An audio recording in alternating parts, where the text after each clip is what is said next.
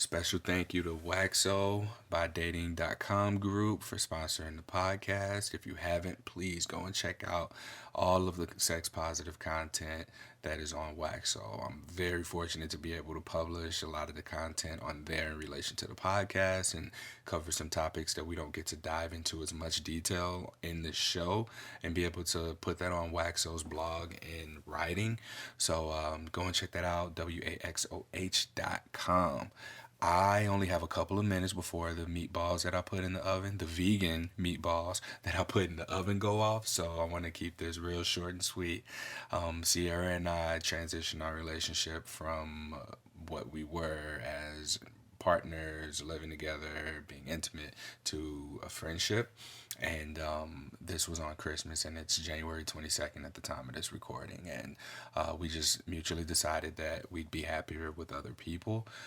So this last few weeks I thought was really tough on me because of the relationship. I thought it was tough on me because of having to move. I thought that it was tough on me for all of the changes that were taking place in a really short time. But after sitting and reflecting, I've come to realize that I have much deeper things that need to be addressed for myself, and one of which has been like sort of an addiction to being needed, not needy, but I mean, there's a neediness that comes with that too. Um, when I do something for other people and like I hear thank you, I feel like that's a hit of dopamine. It's like, yeah, that was great. And you do that enough without giving to yourself to produce your own serotonin, which I view as kind of like your internal long term feel good uh, feelings, then you sort of just deplete it. And then when that source of dopamine isn't accessible anymore, or when you start to solely rely on that for like a survival, then it's just unhealthy for you. And that's what I experienced. I came to the realization that I was not giving my soul the nutrients that it needed, as far as just taking care of myself emotionally. And I've learned that I am a lot emotionally. I am overwhelming is probably the best word for it. Um, so it's important for me to be able to take care of myself. And I realize this because of how I treated other people throughout the process. I know that I've been a lot less patient, and I've been frustrated and a lot more aggressive than I usually am. So I apologize for that if you were one of those people. And now my meatballs are going off, so I'm gonna have to go and handle that real soon. I set a timer for 12 minutes, and this is my third time trying to get this recording done. So I'm gonna wrap this up real quick. Yeah, I have to set boundaries for myself. I've been extremely nice in a lot of ways and very lenient with things that I do, and ultimately I end up like having to overextend myself. And one of the most recent examples is just like with podcasting, for example. I've recorded a lot of podcasts with people. Some episodes you will never hear for the simple fact that I may not have been given consent to share them. And there have also been guests who I felt weren't necessarily genuine in their reasoning for being a part of this. Like when people ask, how many downloads does your podcast have per episode? I'm like, oh, why'd you have to ask me that? I would have told you that. Had you not made that sort of a priority in the conversation, then we'd be having a completely different flow here in the exchanges. But over the last few weeks, I've had to reschedule a lot of podcasts, and yeah, I know that it's because I've just been off, and I've had to re-record, redo some. But I put a lot of energy into these, and I put a lot of effort into it, and there's a lot of stuff that doesn't get done that I probably need to prioritize for myself. For the sake of getting these episodes released, for reaching out to guests, making sure that the marketing gets done, that the content gets out there, and that it gets promoted and uplifted, and everyone gets what they need out of it, so that they can continue to move forward. So moving forward, I mean, I hope to continue to have guests reach out to me who want to be a part of this, but I think I may need to just take a step back from reaching out to people, because I've also got my feelings hurt a few times reaching out and being like, hey, I saw that you posted about herpes, blah, blah, blah. And there have been a number of people who've just like not replied, or I've had people tell me our audience size wasn't big enough. So if you're someone who wants to be on the podcast because you want to be on here and share your experience for the hope of, or for the sake of helping someone, or if you know someone that would be a good fit and you don't have a problem with reaching out, please have them contact me. Moving forward, I'm done searching for guests now. So we'll either have solo episodes, or we're gonna have more of the professionals. Not, if we're having experiences of people who are living with herpes, who might be big influencers or something like that. I'm not gonna be proactive from that perspective. So if anyone wants to be on the podcast, I've made myself as accessible as can be. Otherwise, we'll do solo episodes. I'll do the episodes with the public health professionals and organizations and therapists. Like, these are the kinds of people that I want to get feedback from and get insight from, so that I can best support the people who need the resources that are being provided on Something Positive for Positive People. This episode is going to be awesome. We talk about the spiritual meaning of what herpes can be, which is really, really hitting home for me right now. I'm glad that we recorded this episode a while back, because it was one of the better ones over the last few weeks that's been recorded. Y'all probably won't hear any of the other ones. I did record with the Inner Whole Uprising podcast, and I'm probably just going to completely cut myself out of that one because I was not present at all, just dealing with everything that I've been dealing with. So I appreciate everyone who's checked up on me, everyone who's reached out. I'm okay. I'm adjusted. I think one of my biggest concerns was probably like finances now, moving out and being on my own. But I sat and I actually did the math, and I really don't have anything to worry about. I just gotta not eat Chinese food 1-2 days a week. So I'll be good. And I hope y'all enjoy this episode. Read the show notes for the additional stuff that it's about, because I really need to go get these vegan meatballs out of the oven. You'll hear that the timer's been going on for like the last 3 minutes, and I've been trying to wrap it up. But thanks for sticking around. Thanks for being a part of this podcast, being a part of the show. Please like, rate, review, subscribe to, listen to, share this podcast, and stick around. On the social media pages, follow me at H on my chest, and I'll keep you all posted on events that are going to be coming up with some of the secret herpes groups, or if I'm doing any kind of traveling where we'll do some speaking, which I did my first speaking thing with Ray from Positive Results US, and that was awesome. I really want to be able to do more of that too. So yeah, I need to stop saying yeah, these are my filler words. I stopped saying like so much, but I need to just take a breath. Oh, I also start yoga teacher training next week, so that's exciting. All right, I'm going to let you listen to the podcast episode. If you want to interact with me, Courtney at SPFPP.org. You can visit SPFPP.org if you want to donate, partner, sponsor the podcast, or if you're interested in any of our resources. I did it again. All right, that's it. Bye. Enjoy the episode. Welcome to Something Positive for Positive People. I'm Courtney Brain.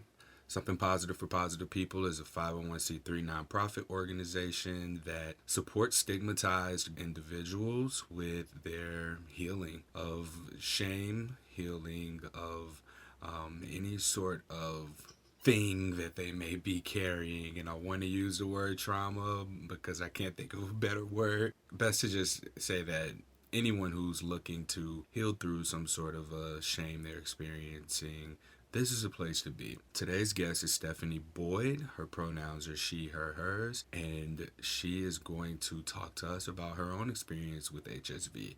She and I connected over Instagram, which I'll link to that in the show notes, and then we can hear from her other ways that you can contact her at the very end. But she also works with women who are living with HSV. I'm going to let you take it from here. So first off, Stephanie, I want to thank you for joining the podcast. It was a pretty quick turnaround time between introduction and interview, which I really enjoy because it gives me not enough time to creep on you and like structure in my head what I want the conversation to be at all. I appreciate your enthusiasm for being on here. Yeah, of course. Well, thank you again for having me. I'm so excited to be here. I feel super honored to be able to connect with you and with your audience because I'm so passionate about spreading the word about HSV and the stigma behind it.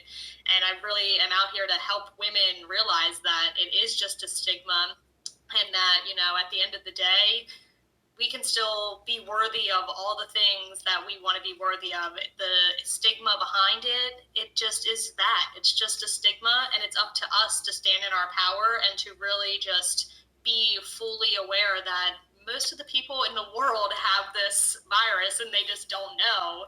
And we just put this huge cloud over ourselves for so long. I'll share my story with you guys. I went to the gynecologist for my annual checkup, and from there I got diagnosed with chlamydia.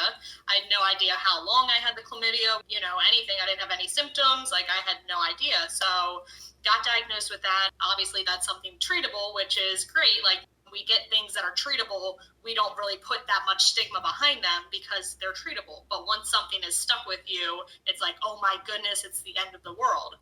My body was treating this chlamydia, and then from there I woke up one morning and it looked like a little scratch mark at first on my butt cheek, and then throughout the day, like, I kept looking at it because I was like, oh, that didn't look right, feel right, whatever. I kept my eye on it. And from there, it started to look like a little spider bite. So I was like, okay, like, let me call the doctor and like get this tested right away, just because I just know my body. And I was like, this isn't right. What is this? So I wanted to make sure that, I caught something super early on. I had no idea what it was. I literally thought it was a spider bite. And the next day I was able to go into the doctor's. By that point, it had formed a cluster of blisters. And I was like, okay, this is definitely a spider bite. And turns out it wasn't. I was lucky enough, though, to go within the first couple of days of the outbreak. That way they could do a culture on it, so we could be 100% certain what it was. And also looking back at when I was diagnosed, I had so many other symptoms that were playing a role in my life. Like, I was constantly getting sore throats. I was at the doctor's like every other month because I thought I had strep throat or tonsillitis, like, all the time.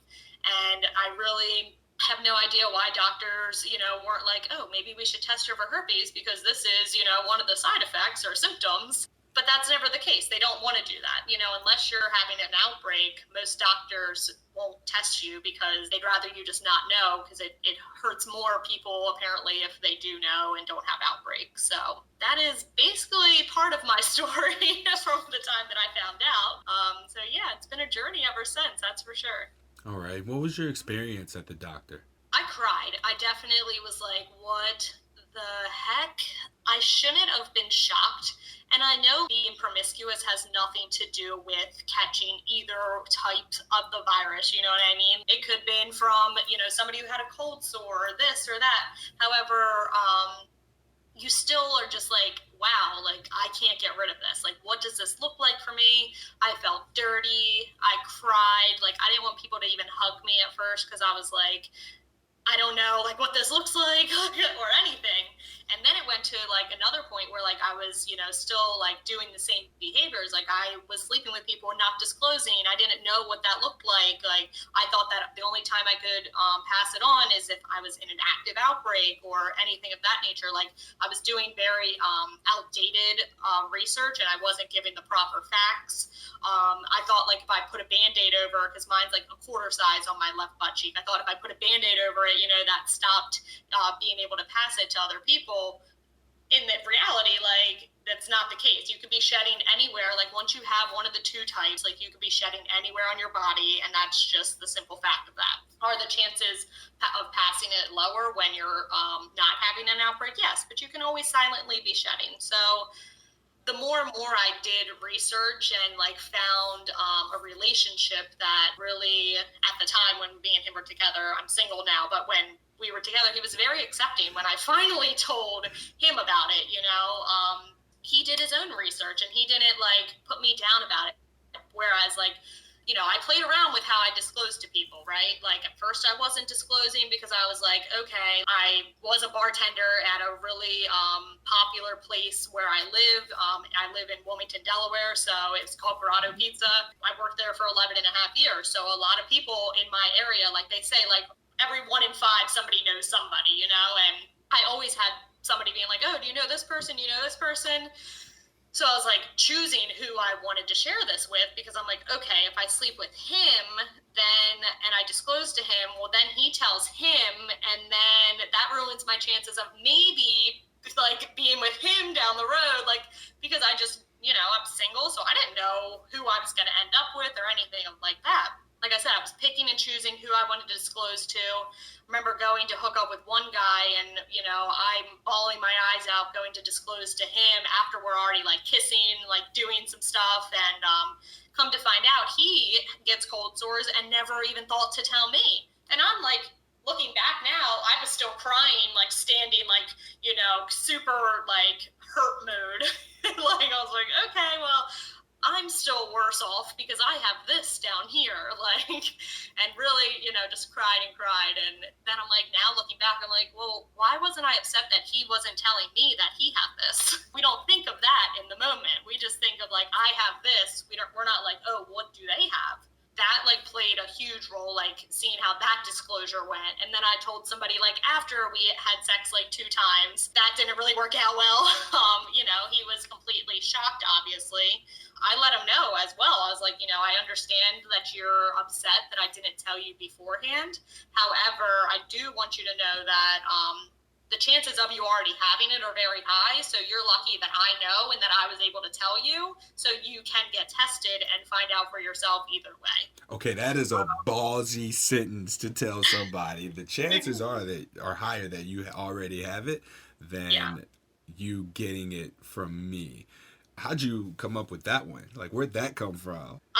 It just came out. I guess I was like, that's the reality of it is like so many people, I knew at that moment that so many people had cold sores and they weren't even thinking of that as herpes. So I was just like, maybe you need to reevaluate and just realize that at least I was able to tell you. Okay. And, he was kind of like, Oh, okay. I was gonna yeah. ask about his response too, because the way you said that, I think there's something there to be said in a way for disclosing. Because in your experience, you mentioned that there have been people who say I get cold sores, but don't necessarily acknowledge that it's herpes, and so you are going to disclose, and you have all this anxiety built up around your disclosure without even a second thought about them possibly already having it. So when you are able to get to a place where, like you said, the chances are higher of you having it than having gotten it from me, I think that there's something that can be taken away from that in how confident you are and how knowledgeable you are as far as the statistics go. I don't really talk to statistics because they change so much, and Mm-hmm. depending on the language, it's one way or another. But Mm-hmm. that's something I want people to really sit with. I want people to sit with the fact that when we go to disclose, there's so much anxiety around whether or not we are going to, how we're going to do it, when's the right time, how it's going to be received, that we just neglect that. One, maybe they already have it. Two, maybe they have it and know, like in the best, I don't want to say best case scenario, but it's a possibility that they have it and know that they have it, or that they were going to have the conversation with you as well. But even then, what does that say about a person where it takes for you to open up and tell them before they come to you and tell you they have it? Unless the conversation's like, oh my goodness, I was trying to figure out when to tell you. But like, think Yeah, about that. for Let's take these sure. kinds of things into consideration. Yeah, and I feel like a lot of people don't. And I'm not just going to say just women, because I think that men struggle with it too. They're like, when am I supposed to say that I have this? Do I tell them on the first date? Do I tell them after 3 months, like this or that? Like, when is the right time to do this? And the reality is the right time is when you feel the most comfortable disclosing, as long as it's before you're intimate with the other person. You don't owe anybody anything. Like, you don't have to tell somebody anything about you that you don't want them to know, but don't hide it from them because you're ashamed of it. And I think that a lot of people do because they're like, how are they going to react? And they start to play that what if they don't want to talk to me again? Or what if I'm never going to find somebody else? Or what if, what if, what if? And it's like, what if they already have it? Yeah. Or what if, they have never properly been tested either? Because a lot of people also don't know what that looks like to be properly tested.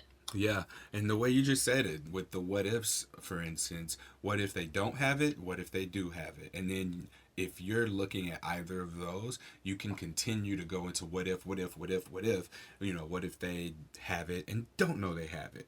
What if they don't want to know they have it? What if they're in Yeah. denial about having it? And there's so many of these things that can be played with it in our imagination. Whereas if we just come out and ask, like, or bring up the conversation and just see what comes out. Maybe they've dated someone who has HSV. Maybe they're already aware of the precautions because they might have had a scare. Maybe they have been to the doctor and tested positive, or they were informed about a partner. There are so many different scenarios, Yep. and the only way to really know is to bring up the conversation, as hard as that may be for some of us. You don't have to bring it up, I feel like, as like, hey, I have herpes. Like, I see this a lot inside of the support groups and support communities where women are starting the conversation of disclosing out as, you're probably never going to want to talk to me again, but dot, dot, dot, I have herpes. And it's like, why are you even putting that into this other person's head? You're already like telling this other person that this is a huge deal and that you're not accepting it. But the more and more you accept it for yourself, the other person is going to be like, oh, like it's really not that big of a deal, Like they're living a normal life. Yes, is it a quote unquote risk when you do sleep with somebody who has it? Of course, there's a risk in everything, Mm-hmm. But at the end of the day, like people are choosing to still have relations with people that have herpes. Just because you have herpes doesn't mean that, somebody's not going to want to be with you. Chances are is that you were already having these exact thoughts about some other area in your life prior to your diagnosis, but now you're using herpes as your quote unquote excuse as to why things are not working out in the relationships that you want, or why you're still so stressed out, or why maybe you can't lose the weight, or you're depressed, or whatever it may be. What about the people who use it as like a dismissive statement? So have you talked to any women who were like, "Oh, this guy won't leave me alone, and I just told him I had herpes, and he still likes me"? Oh, yes, I see this as well. And I'm like, okay, so are you using that to really get them away from you? Or are you just trying to like prove to yourself that, oh no, somebody will still like me even though I have herpes and they're still chasing me, and, getting that validation from them through that chase still, because you're not accepting your herpes diagnosis yourself? Why are you putting it out there that somebody may or may not agree with the fact that you have herpes? Like, I don't understand why you're shooing somebody away like, I have herpes. We all have baggage. Like, whether it's a herpes in your bag or it's, a child or whatever it is, it's all the same family. Mm-hmm. So, And it's really about how we view things, and the emphasis here to me isn't necessarily stigma. I believe that stigma is external, whereas shame is internal. And stigma only reflects the shame that we have underneath everything.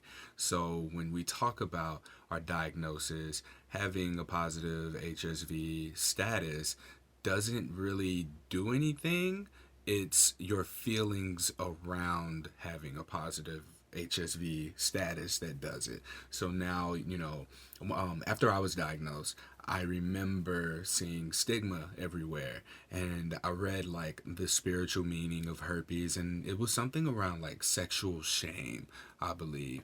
And the herpes manifested itself through the shame around sex, and I've always been really ashamed of my own sexuality and like my preference for multiple partners, and wanting to have those kinds of relationships and experiences. And I've repressed it for a really long time. And like, I understand that science says herpes is a skin-to-skin contact virus. You have sex with someone who has herpes, but the virus itself is a physical representation of shame. Rather than listening to me ramble, I went on ahead and just Googled it real quick, and we've got wellnesstouchstones.blogspot.com. It talks about herpes, it gives some of the statistics, and then when you go down to the spiritual read of HSV, you see HSV themes, seduction, touch, secrecy, and drama. And then the healing themes are personal truth and self responsibility. Now, I haven't read this yet, so I'm just going to read it going down here, and you can draw your own conclusion from it, but I'll link it in the show notes as well if you want to read it for yourself. But it says HSV hides or hibernates in the nervous system. It awakens periodically to seek out companionship. The virus loves drama and physical trauma. Because it lacks intelligence and self definition, it feels alive when its presence is known and wants to share itself selfishly, calling in others to make contact with it. HSV lures others to itself in a seductive manner and shamelessly begs for them to touch. It leaves its mark on others in outbreaks that are part of its dramatic flair. There does, though, have to be a ground of compliance on the soul level for the HSV to take hold in an individual's system. This will not be conscious but related to feelings of emptiness where a physical connection and the need to please, meet, and fill the void. The specific dynamics of HSV in the infected person. This is the next paragraph. The physical and emotional dynamics of HSV are the most obvious consequence of this viral infection. Healing, though, can only occur with a clear understanding of all implications. Note, I believe there is the potential for us as human beings, to heal all things, even though the medical community believes otherwise in the case of HSV. Physically, there is discomfort and pain when an outbreak occurs. Symptoms are such as they are such that they cannot be ignored. Emotionally, HSV triggers a wide range of emotional responses that range from guilt to depression, from feelings of loss to blame, from denial to anger, to name a few. Mentally, the consequences of actions are realized in the physical manifestation of HSV. Depending on the individual, thoughts will relate to issues of self-judgment, isolation, blame, and or vengeance. And then spiritually, the issues related to self-responsibility and personal truth are forced. Without the knowledge about the deeper meaning of the HSV, the spiral of devolution, I think it's devolution, but it means like the de-evolution, continues with the thoughts from the mental plane, creating a loss of trust and faith in what is. These thoughts, along with their partnered emotions, maintain the physical condition. The shadow aspect of HSV. Ooh, this is cool. All right. HSV carries a shadow energy with it because of its stigma in society. With most viruses, the individual does not knowingly welcome it. In the case of HSV, even if the partner's condition is known, the individual's impulsivity may be the default deciding factor to the contact. HSV is a cloud like energy that is not clearly defined. It drifts, and although lazy, it is not entrenched and will go where it is called. It loves to be in the middle of the need to please. It rides piggybacks on this need to become manifest. It forces truth of actions taken that were meant to be hidden or secret. The soul mission qualities. These are some of the general soul qualities of the individual journeying with HSV. A willingness to walk with dark teachers through difficult challenges, a dedication to personal truth, a need to find self by challenging the definition of self, and a sincere interest in companioning with others in personal and meaningful ways. Whoa! All right, this is a long read, so I think that that's a really good way. Let me see if there's something down here at the bottom to kind of close it all out. So, here are some personal declarations to support healing HSV. And when I say healing, I mean on a spiritual level of being able to live with, manage, and accept the fact that we are living with this virus and take responsibility for how we carry it in our spirit on that level. So some of the personal declarations are: I look to fill myself with the things that enrich my well-being. I let go of my need to lure others into my circle of friends, trusting that they will like me for who I am at heart. I choose to companion a trust in the best of what can be. I am setting myself on the path of personal fulfillment. I have everything I need in this moment to feel complete. I intend to move forward without judgment, blame, or guilt. I do my best to take full responsibility for my life. This includes taking full responsibility for my emotions and thoughts. I rally the inner strength and courage I know I have within me. I trust that the highest good is being served in this moment. Oh my goodness. So, what'd you think of that? Yeah, I agree with.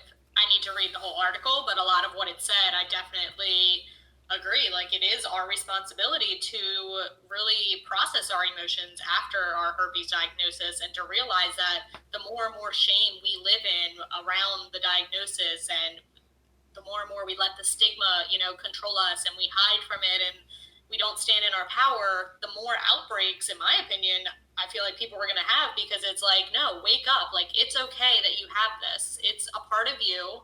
And at the end of the day, the only way to be able to manage them is by changing your thought process. Like, what actually are you feeling when you're having an outbreak? Like, yes, you may be feeling tired, you may be feeling the tingles and those types of things, but are you also feeling, the same feelings that you felt when you got first diagnosed? Like, I know I don't feel sexy when I have an outbreak, but it takes me back to a place where, like, I felt dirty at one point, and I'm like, oh, great. Like, I start to have those thoughts again, or at least I did. Like, now I learned to manage them and to shift it and be like, okay, what is this actually trying to show me? Where do I need to take more action in my life to maybe even slow down and embrace the fact that, like, being able to just go flowing instead of like go full speed at everything, it just is so important, especially after you find out you have herpes.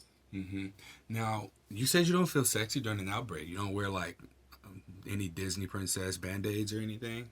Do you still do Nope. that? Do you put the band-aid over the outbreaks, or was this a phase that you went through?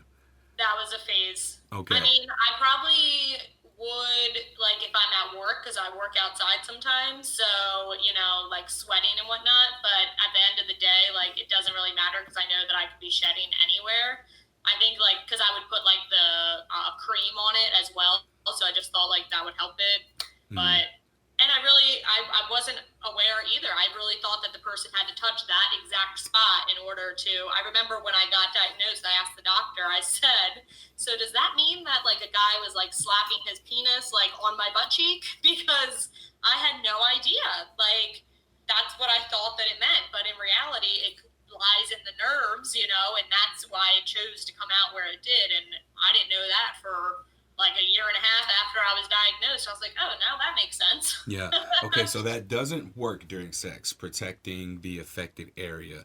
And the best advice in as far as deciding whether or not to have intercourse during an outbreak is to just avoid it if possible. I mean, it's uncomfortable to me personally. I don't know what the experience is of vulva owners, but if you're having an outbreak and it's uncomfortable, I would just refrain from sex altogether. There may be other ways that you can be with yourself or be with a partner during a time of an outbreak. So maybe that looks like just some touching, maybe some flirting or some mutual masturbation or having toys involved or just a lot of kissing and other ways of exploring intimacy. So that's a good way of, if we're looking at herpes on a spiritual level of what we just read here, if you just want to connect with someone, then have fun exploring other ways to be with someone during that time.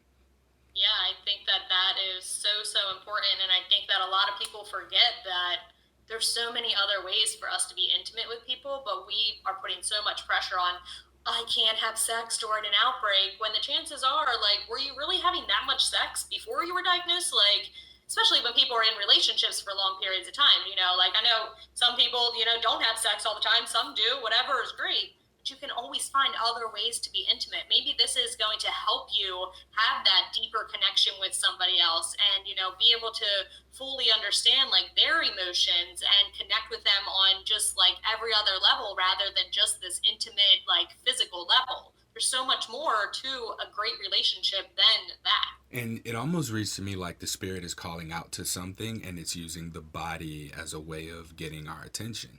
So herpes may be bringing up something that maybe we're dealing with emotionally or spiritually, and I often use these two interchangeably. But it would be helpful to sit with that and just kind of figure out what it is that you are really needing, whether or versus like trying to replace the thing that you really need with what you think you want, if that makes sense. Yeah, I feel like women just, or people in general, not just women, just forget that, at the end of the day, there's so much more to life than sex. Sex is a beautiful thing, and it is. But when you're really getting to know somebody and you're wanting to create a lasting relationship with somebody, like, how do we think that all these other relationships back in the day lasted for so long? Because they weren't seeing each other 24/7 and texting 24/7 and, doing all these things together. And now it's like we want this instant gratification of like, let me sleep with him. That way it's like, oh, we slept together and we have this emotional connection, not Oh. realizing like if you don't know what kind of energy this person has on that other side, you're sharing your energy with them when you're being intimate with them and having sex with them, and then you're carrying around that with you as well. So if this person's still carrying shame around their diagnosis, or you're going back and forth with that energy, and it's just like mind blowing to me. This may not be exactly what you said, but the way that I processed and heard it was, if I have sex with you, then you're going to give me more. Like, you're going to prioritize me over everything else you have going on. Like, is that kind of what you said or what you were I do saying? feel as though there are a lot of women who feel that way because they haven't realized that all they need is literally right inside them right now. They don't need it's that external validation. And trust me, as a recovering codependent woman on men, I can understand, we are constantly seeking for those external validations, whether we realize it or not. If we're getting mad that somebody's not texting us back right away, or they're not giving us the attention that we expect, it's like, why aren't you giving yourself that attention? Yeah. Once you start giving yourself that attention, the less attention you need from any other person. Mm-hmm. I see this with men as well, and what it is that I see is that it has to be systemic, because we place such a high value on our sexuality that a herpes diagnosis now makes us look at our sexuality as having such a strong connection to our identity that we become damaged, and we almost need to find someone, something to prove to us that we're not damaged. So essentially what we do is look for reassurance that we ourselves are okay, we're not damaged, in the acceptance of another person being able to accept us. And I would like for people to be able to cut through the bullshit of going through partners who aren't the ideal partners. Like, people will settle and be like, okay, well, I feel like there's a lower risk of me being rejected if I disclose to this person, but not this person that I really, really want to actually be with, because I can't handle a rejection from this person because it would break my heart or I would feel terrible. And there's all these different narratives that we tell ourselves, but ultimately, I believe that we all just want connection. And there's like a high risk connection, and then there's low risk connection. So low risk connection being, okay, well, if this person likes me or not, I don't care. I'm gonna disclose to him, and what happens. But then that person that we place on a pedestal, the person that we see regularly, that we feel a connection with, and it feels good when we have it, even if it's just playful, and we know there's some sexual energy and chemistry there. We fear so much just not being able to have that connection anymore if we disclose, that we just choose not to do it, and we miss out on an opportunity. I mean, that person may be okay with it, that person may not be okay with it, but ultimately the people who are for you are either going to have it or they're going to be okay with the fact that you have it. Mm-hmm. Yeah, and I think that it says a lot when somebody brings just the conversation up about sexual health before being intimate with somebody. Like with the guy that I dated before, he, was tested regularly. Like, he used condoms all the time with other women, but he respected the fact that I told him up front before we were ever intimate about, my herpes. And from there, like, he just trusted me so much more, to the fact that, like, we weren't using protection, because he was like, wow, like, at least she is aware of her sexual health and knows, like, okay, he knew, like, I wanted to keep him safe as well. Like, I don't want to pass it on to anybody. Like, me going into it being like, oh my goodness, it's a huge deal, would have only made him feel like, why would I want to do this, but it's being able to send people as well, like, information about it, and really being like, okay, if you have any questions, like, if I don't know the answers, I'll find the answer out for you, but let's figure out what we can do together to keep us both safe, or figure out what will work for both of us. Mm-hmm. How long did it take for you to get to this point, though, between your diagnosis and your experiences of disclosing and not disclosing, to being like as confident as you are? Because you radiate something right now when you talk. I feel it. I feel your confidence. I feel your assertiveness. I feel that you really mean what you're saying, and that like, all right, I'm this is how I'm going to disclose, and I know that I'm worthy of whatever it is that I'm pursuing right now. Mm-hmm. Yeah, I mean, it's definitely taken me some time. It's taken me having amazing coaches in my corner to help me, realize my full potential, and to know that, like, I am worthy of anything that I want in my life. Are there times where, I may doubt myself? Of course, I'm human as well.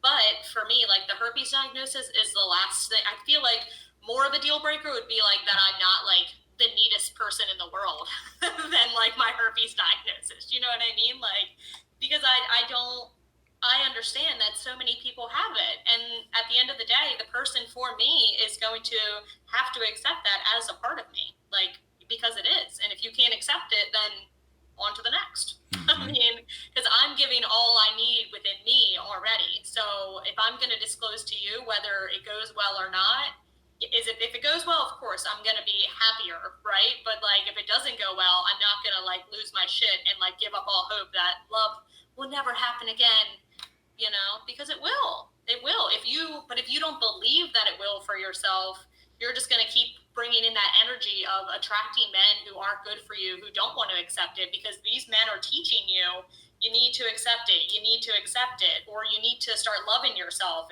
accept something inside yourself, Mm-hmm. you know?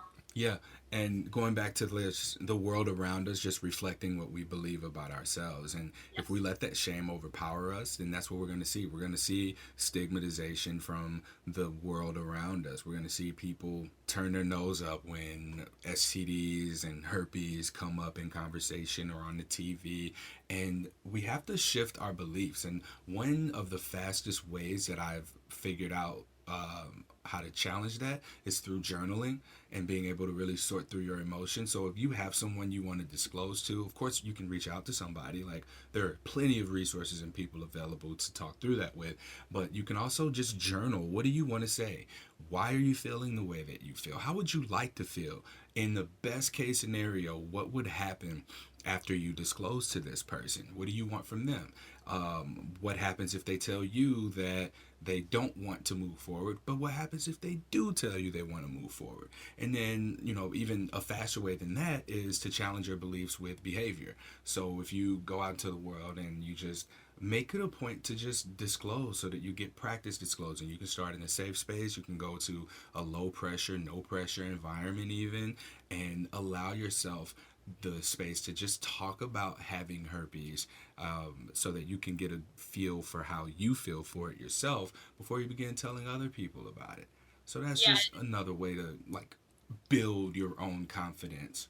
I love that. Yeah, I definitely am a fan of journaling, and I 100% agree that, acting it out, talking to yourself in the mirror, envisioning that other person on the other side, and seeing, like, or asking yourself, how would you want someone to disclose to you? Do you want someone crying their eyes out, being like, you're probably never going to want to see me again? And it's really not that bad, but, That hurts. let me know if you want to sleep with me. That makes me cringe. That really does make me cringe, Me too. that It hurts my heart. we can't we can't like reach these people and just pull and show them, hey, this is inside you. You are capable of, you're worthy, and deserve to be able to have that genuine human connection. Don't talk down to yourself. I'm a personal trainer and I train a lot of women, and I often hear apologies like sorry for just like taking up space. Like Yep. there's no need to apologize for that, and that's what I get a feel that's the feeling I get when I hear you're probably not going to want to date me. I'm sorry for having herpes, but I have herpes. Like it's your fault, you know? And Yeah. I want to not have people be apologetic for something that just happens. It Exactly. happens. And it didn't only happen to you. But according to statistics, it happened to a large amount of the population. And there's no Right. need to apologize for it. You know, just give people the information and allow them to make as fully of an informed decision as they can possibly make. And then Yeah. just leave it at that, you know? Yep. And also make sure you're figuring out what they have. Yes, And, yes. most importantly, like I feel like so many of us forget, like, even though we're disclosing, yes, okay, let me disclose, like maybe you're getting hot and heavy with someone, you're like, okay, I'm going to disclose today, and you're not even thinking, okay, we're about to get hot and heavy, and then you get tested again, and you're like, oh shit, now I have chlamydia, and you're like, how did I get that? Yeah. Like, oh, because you didn't ask anybody, because you thought that some people just aren't going to tell you. If somebody doesn't want to show you their paperwork, do you want to take that quote unquote risk sleeping with them? Is it worth the risk? Because a condom isn't going to protect you from everything. We don't see enough of this conversation to feel comfortable with it. We see so much sex without this conversation that we're more comfortable with that. I'm guilty of just thinking that if someone has an STD, has an STI, they're not going to want to have sex because it hurts. So that, I mean, that made sense to me. But then you come to learn that some STIs don't show symptoms, that some run their course and clear up, some can resurface, some don't or have become resistant to medication. There's all these factors here, and really the only things that you can do is be comfortable with communicating. So we have to get comfortable and normalize the communication aspect of sex more so than we are the intercourse aspect of sex. You know, and even talking around I did an episode on disclosure. It's called Integrated Disclosure, episode 99. And being that I'm newly single, I'm going to have to start having these conversations at some point. And I think that that's probably the model that I'll go off of, you know, just having a conversation around not just sexual health, but talking about intentions with relationship. And when I say relationship, I mean in how we relate to one another. So, friendship is a relationship, being strangers in proximity is a level of a relationship, and having intimacy with one another in an ongoing way or a casual way is also a relationship. So, just deciding it's just going to be short term, it's going to be long term. Are we a fit sexually or in life even? Do we get turned on by the same things, or is it something that turned me on trigger you? How do I help you feel safe in this relationship? Do you have any pleasure points that you really like, or do you have any pain points that you may want to avoid, or any sort of like anything that I could easily trigger or make you feel uncomfortable about, like things that I need to know. So I'm going to like begin actually having to practice what I preach. And while that's nerve wracking as hell, it's also exciting because now I'll be able to pull from my own experiences here and talk about like what I'm feeling and how this is, because people think I even at some point thought, okay, well, in casual sex settings, let's say you go out, you meet someone at the bar, you bring them home. Like, I can tell you how many times if I sit and think about it, but I can't tell you right now how many times I've just gone out to a bar or something, brought someone back home, and tried to have sex with them without even having the conversation. So we're at an age and a point now where yeah, unfortunately, the responsibility falls on us a lot heavier than it should because we're the ones who have a positive diagnosis. But at the same time, you know, it's a mutual conversation. It should be encouraged that we have this conversation, whether we're positive or not. Yeah, and I think that that's what is so important for us to realize is, like you said, is that everybody should be having this conversation, regardless of if you have it or not. Somebody between in the relationship has to be the one to bring it up and to talk about it. We're so quick to, send a cute little sext and be like, oh, want to see my panties, or, corny things like that. But like, we don't want to say, can I see your recent STD screening test, So I don't understand like where we've lost the sight. And I am more than guilty of doing the same things before. Now, of course, I know like I want to see somebody's paperwork before I'm intimate with them.